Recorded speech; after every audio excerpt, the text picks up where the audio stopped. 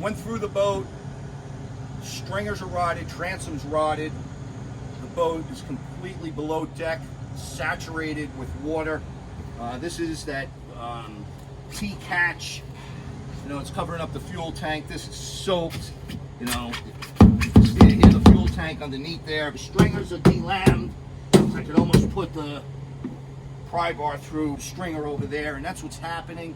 Is all this foam is wet on this side, so it's been rotten from inside out here because we've had air flowing in here, but you can actually feel the wood is rotted from inside out.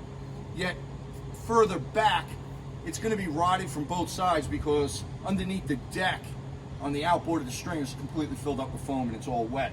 And all the plywood is completely delammed and rotted, and all in the sections where any of the through bolts go through, it's all rotted. Moving back here, the transom cap as well. Here, that's all delammed.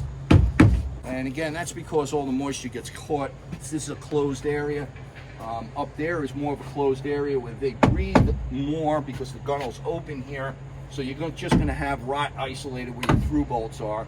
Where on the transom cap and the forward bow deck, you'll notice the rot spread out over an area because it's enclosed area where dew sits on those enclosed areas until mid-morning, where all the dew underneath here dries out pretty quickly. So right out of the hole, you know, separate the three parts, our gunnel, our liner, and our deck. That'll get us down to the stringers, cut the stringers out, do what we do, fabricate a new stringer system along with a new transom, and get the structure of this boat back.